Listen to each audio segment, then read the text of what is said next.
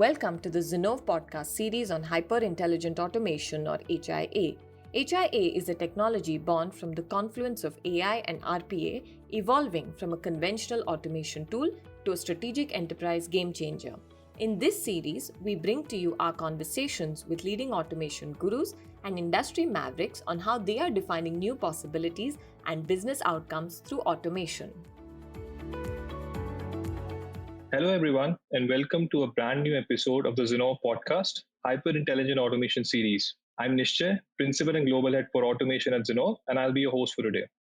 Over the past 1 year, the automation space has been humming with activity, from massive fundraisers to IPOs and big ticket acquisitions to automation companies exploring new use cases. We've witnessed it all. However, despite the exponential growth and opportunity in the automation space, enterprises are struggling to scale their automation initiatives. How can enterprises scale their automation journeys to achieve the desired ROI? What is the playbook for enterprises to truly scale automation practices? To answer some of these burning questions, we have with us Max Cheprasov, the former Chief Automation Officer at Dentsu. A Stanford alumni, Max has successfully integrated his dual passions, technology and business, through his education. A true blue digital native, Max has closely witnessed the intense focus on all things automation by enterprises and will shed light on some of the interesting aspects mentioned above. Welcome, Max. It's great to have you here with us today. Yes, thank you for inviting me. It's an absolute pleasure to be a guest on your podcast.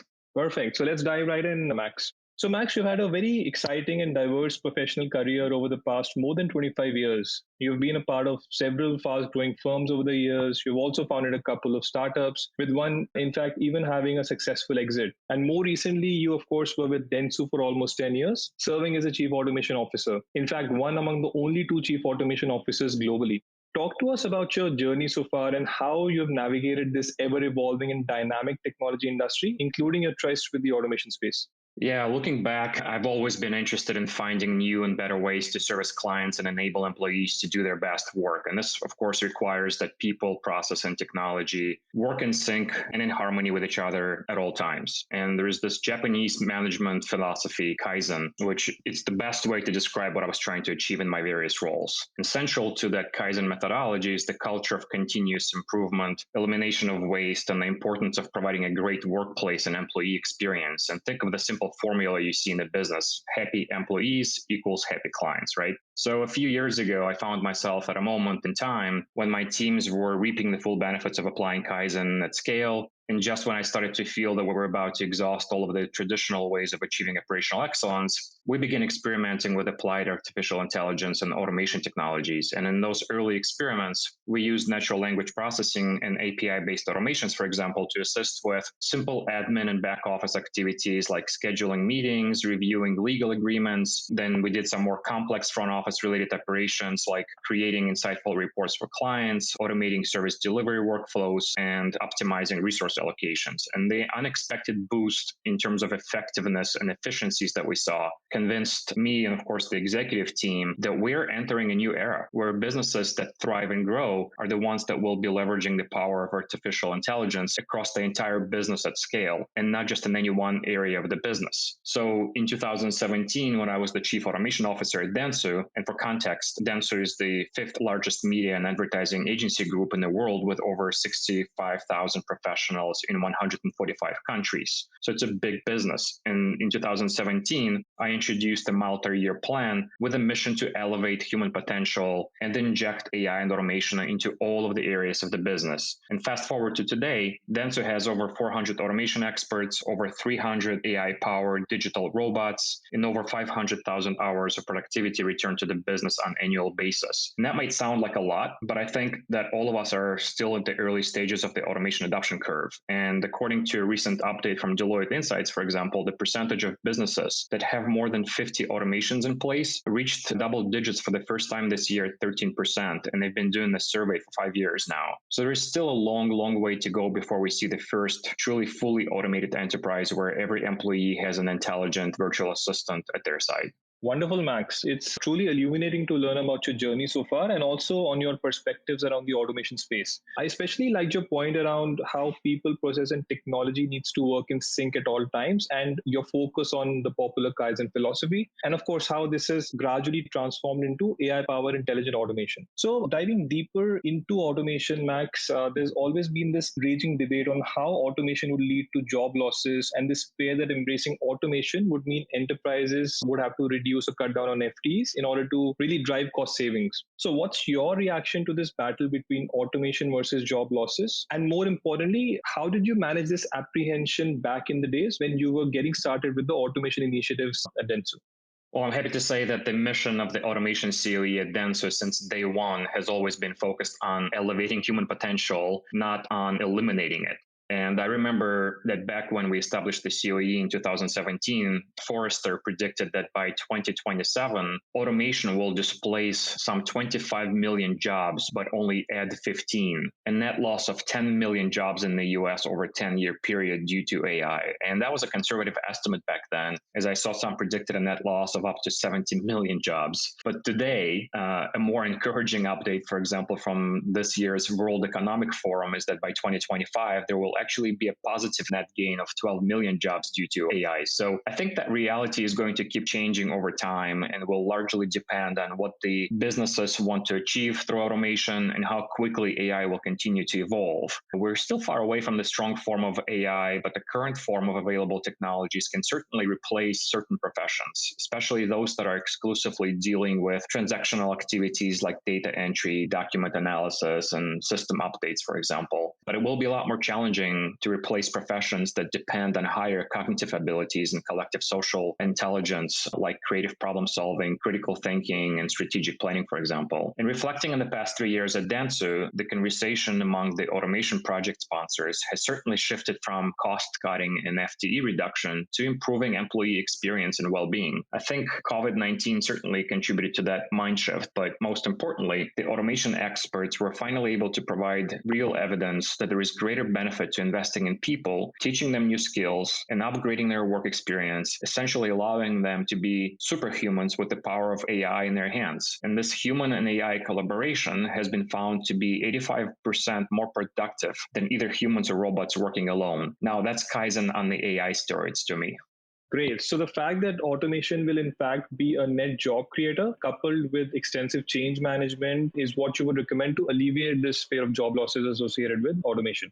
100%. So, Max, were there any other challenges you faced while setting up the intelligent automation COE at Dentsu? Or if I paraphrase this, looking back, what are the two things you would have done differently provided an option? Yeah, we faced many challenges when we set up the automation COE at Dentsu. The greatest one of them all was the limited talent pool with the relevant skills and experience, and very little guidance and best practices or lessons learned in the industry in general. I mean, 4 or 5 years ago, anyone embarking on the RPA and intelligent automation journey was certainly trailblazing their path forward almost unguided. And in the marketing and advertising industry, we were the largest company attempting to use those technologies at scale. So one advice I always give when starting something new is have a solid plan with a clear purpose in mind. And our ultimate North Star was to inject artificial intelligence into the operating DNA of our business. And when we were getting started, there were limited examples of use cases where and how AI can be effectively applied. So we had to do a lot of experimentation and we had to spend a lot of time making very careful choices where we will invest our time and energy to ensure our initial projects provide the expected benefits and we don't disappoint anyone in the early days, especially if we take on too much. But today, there are many well-documented use cases and solutions out there that you can immediately apply, many system integrators and partners who can reliably help you get started quickly and at scale. But the other advice I always give, start small and be relevant, right? You need to find a small but a meaningful improvement that you can make in the business using AI and demonstrate its value. Then quickly follow up with more use cases and large improvements. When we were highly selective about our initial projects, we surveyed our C-suite what business challenges were top of mind for them. And then we found a couple that had been lingering on everyone's housekeeping list for some time, and we quickly got to work to resolve them, or as quickly as we could back then. But it took us several weeks to get the POC off the ground, and today you can accomplish the same results in days instead of weeks using low-code platforms. So my advice, start small and start with the low-code, no-code tools to quickly show the value and benefits, then scale. Perfect. So, two great pieces of advice emerging for anyone who's starting new with their automation initiatives. One, of course, have a solid plan with clear purpose, and second is to start small and be relevant. So, digging slightly deeper into this whole COE aspect, Max, we have been doing a detailed analysis around the Fortune 250 enterprises and their automation footprint, and one very important and interesting facet has emerged, right? So, as per our analysis, we found that almost 90% of the Fortune 250 have already started to invest meaningfully into automation initiatives. However, at the same time, only around 40% of these enterprises have currently invested into an automation focused center of excellence or COE, right? So, given this fact, how critical is for you to establish a COE in order to scale automation deployments? And what do you feel are the reasons for the same? Yeah, well, the good news is that I also saw another survey that almost 90% of those enterprises that do have a center of excellence in place are effective in delivering business value using those automation technologies. And I always believe that in order for the business to get the most value in return from AI and automation, those technologies need to be integrated into every business function horizontally and vertically across the entire business. And then every employee will need to have a virtual assistant helping them in everyday work. Essentially, the business that wins in the future will be the one that will have AI in its operating DNA. And if that's going to be the end goal, then the automation COE is going to be critical for the successful adoption, evangelism, and democratization of AI and automation across the business. With that mission in mind, you will need to assemble a team, identify the right partners that will help you along the way. And this may include technology platforms, implementation partners, and specialized recruitment firms. But most importantly, you will need to create a strategic roadmap and plan outlining everything from why you started the COE to how you plan to make progress, where to begin, where to continue, how much investment will be needed, how you will control and manage your bots, and how you will scale and report on the value the COE is delivering. That's a bit more than three factors that you asked for, but I'm sure I missed a few things. The good news for anyone getting started today is that you now have access to lots of resources and lessons learned from the early pioneers, and you can accomplish the same results much faster today. Also, Max, there are several operating models for a COE, including a centralized model, decentralized model, federated models, and so on. In your opinion, what is the best operating model that an enterprise should strive towards? Yeah, the quick answer depends, right? The decision to embrace either model, it needs to be driven by the organization's unique circumstances and that strategic plan that you have and the purpose. I will personally always default to the federated model when it comes to recommending a model that works best when there is a large, globally distributed enterprise with highly decentralized decision making. That worked really well for Dentsu in a very matrix, global, and complex environment with many semi-independent business units and P&L across 145 countries. The decentralized model would not scale in that kind of environment. It would have created a lot of duplication, resulting in higher cost of automation for us. And the centralized model would have quickly turned into a bottleneck. So the federated model allowed us to certainly, centrally define and enforce processes, establish policies and standards that everybody can follow, and have a more effective knowledge reuse, and certainly made it a whole lot easier to achieve economies of scale. Perfect. So essentially, it is the COE model decision depends on the organization and their vision. But in an ideal state, the federated model should work the best, given if you have a large globally distributed enterprise and so on, right? So one critical function of an automation COE Max is also around this whole process discovery, right? So how do you ensure a healthy pipeline of use cases from an automation perspective? And again, there's been immense traction in the industry around a lot of these tools-based discovery methods, including process mining and task mining. However, as per one of our recently concluded surveys of around 257 global CXOs, we found that more than 90% of the CXOs continue to rely on crowdsourcing-based manual techniques for discovery. While at the same time, of course, around 25% of these are also starting to experiment now and adopting process mining and task mining tools. So what do you think is the reason for reliance on such manual techniques, and what are the inherent advantages that some of these process mining and task mining tools provide?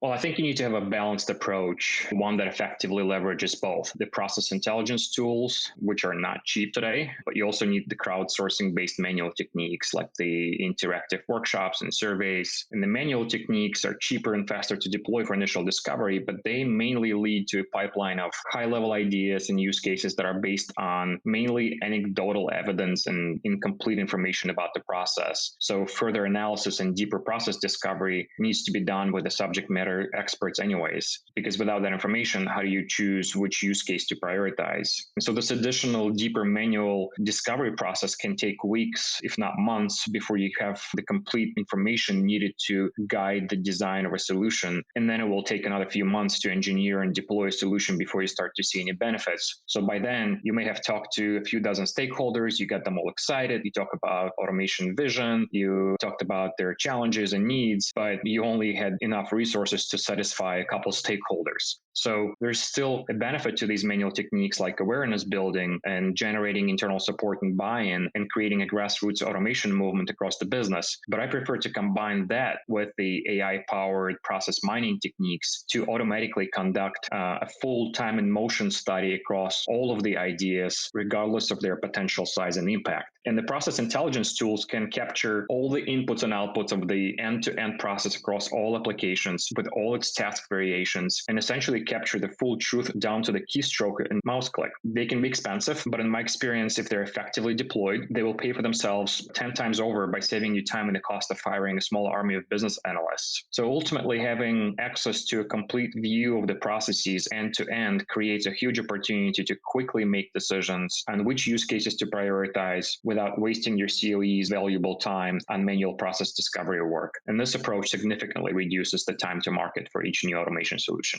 Perfect. So Max, there's a merit in adopting a somewhat balanced approach as per you. That is almost like a hybrid approach of using crowdsourcing techniques coupled with AI-powered tools-based methodology. So that would help an enterprise combine the best of both the worlds and really reap the benefits of both these techniques to some extent. Yeah, that's exactly it. Perfect. And Max, while process discovery is critical, this can at times, of course, generate hundreds and thousands of processes for automation, right? Which is, of course, a good problem to have. But then the professional developers are not able to cater to all of these processes, right? Especially the very low complexity ones. So this is where the low code, no code program becomes extremely strategic for enterprises. We know that you again had a very strong focus on low code, no code back at Dentsu. So talk to our audience a bit about the low code, no code phenomena and how this can be leveraged effectively. In fact, what as per you are the 3 best practices that an enterprise can essentially follow in order to have a successful low code, no code strategy? Yeah, so last year we launched the Citizen Automation Program at Dentsu and upskilled over 100 employees in various business functions, including HR, finance, marketing, sales, and IT to use UiPath's low-code Studio X platform. And that was an instant success. It allowed us to tackle our automation pipeline from the bottom up through those discovery conversations and surveys and workshops and process discovery technologies. We discovered lots of opportunities. And so this program allowed us to spread even more awareness of automation as more people can actually get the tools in their hands and start automating. And just imagine over a 2-day hackathon, a group of newly upskilled citizen developers would generate enough value to pay for the annual cost of licenses and training within days. So it's a real thing. And beyond improving productivity, the program creates other benefits for citizen developers and automation consumers like happier employees and higher customer satisfaction, for example. I think it's really important to choose the right technology that will support your citizen development goals and ambitions. The right technology is an obvious best practice here. The first thing you need to prioritize when choosing how to start your program. Is it a truly low code, no code technology? Does it meet the needs of your use cases? Because you wouldn't want your citizen developers to encounter challenges with the platform when it can't support their use cases and requires additional plugins, or you need to get additional help from a professional developer. The second thing that's going to be important is to create a community. Most likely your citizen developers will come from different teams and departments, and they may have never even met each other before. So once they learn these new skills and they're united by your automation COE's vision, you need to create a community for them that provides access to ongoing training, support, and they have a way to exchange lessons learned and new ideas. And then what we also found to be very important is the incentives. You need to celebrate and socialize internally the work and impact that the citizen developers are driving across the business. And you need to recognize them in team meetings and all hands and show their work to inspire others to join the program. If you connect those outputs and their work to their performance reviews, or even better, if you reward them with bonuses or prizes, that will further reinforce the continued engagement with the program. And that is very important, especially during the early stages. You want the program to stick and scale. Wonderful, Max. It's great to learn about the success of your citizen developer program at Dentsu. So, Max, we've spoken about the immense traction on the demand side, and we've spoken about how the Fortune 250 enterprises are rapidly investing into automation. Now, given the traction on the demand side, there is immense action and crowding on the supply side as well. So, today we're tracking more than 1,400 platform vendors who are really vying for a place within automation. In addition, there are multiple types of players, as you are already aware, right from the incumbent big three vendors to the technology majors, low-code, no-code platforms, and even specialist platforms aligned to the different technology segments. Given this confusion, right, how would you advise an enterprise to navigate this complex labyrinth and make a platform decision today, Max? Yeah, well, in terms of navigating them all, I recommend dedicating resources to conducting ongoing assessment of how these emerging technologies fit into your automation stack and support your strategic plan and vision. I believe that the POCs and experimentation is really the only way to truly gauge the capabilities of those emerging platforms. I'm not suggesting that you need to go through the due diligence process with all 1,300 platforms, but at least the ones that are recommended and have already been vetted by industry experts. I would also look at the emerging players on a regular basis. AI and automation market is still an open playing field, and everyone has an equal chance to compete for the leadership position. So you wouldn't want to overlook a platform that might surprise everyone in a few months and offer a new capability that you don't have, but your competitor is already taking a full advantage of. But keep this in mind, and we went through a lot of this discovery and experimentation early on through our journey because we made it a point to interview and demo, 3 or 4 new emerging platforms every single week. But a lot of companies today want to cash in on the AI hype. And I saw a study recently from a European VC firm which found that 40% of AI startups claiming to have AI actually don't use any AI at all. So you really need to be careful about what is AI, how the company is using it, and do your due diligence. Makes sense, Max. Thanks for sharing this. And in addition, I think the space has also been rampant with a lot of M&A activity, right? And there is almost 1 or 2 acquisitions happening within automation on a weekly basis. We, in fact, have tracked more than 100 deals which have happened in the last 3 years alone aligned to automation, right? And of course, more consolidation is expected to happen in the future as well. Since you've been a part of this dynamic space since long, Max, and you enjoy a certain vantage point, what, as per you, are the category of platforms that you feel would win the battle looking at the next 5 years? Those platforms that will make AI very accessible to everyone in the business. I mean, democratization of AI and citizen development will definitely rule them all for the next few years. I wish some of these low-code, no-code platforms were actually around 3-4 years ago, as this is the best way to get started with automation projects today. First of all, they don't require a lot of investment. They're quick and easy to implement. They can work in any business function. They create a short path to demonstrating value and capturing return on investment, and they can quickly scale. But in addition to that, you still need to focus on the top-down use cases as well. So you need to have a hybrid strategy and tools that support micro and macro needs. Great, astute observations, Max. So basically what you're saying is that platforms which have a lot of AI and low-code, no-code capabilities are the ones which might win the long run. And I think capabilities such as being quick and easy to implement, being able to work in any business function, and those that are good at demonstrating ROI and quick to scale, these are some of the capabilities which would be required in a platform to win in the long race. Yeah, perfect. And Max, I also wanted to touch upon another important area which is emerging out within automation, which is around sustainability. So sustainability has been a key focus area for enterprises. And one of the key trends being explored in market is around the role of automation in sustainability, right? While some enterprises are deploying intelligent technologies to reduce the dependence on paper-based processes, what role do you think automation can play in moving the needle for sustainability?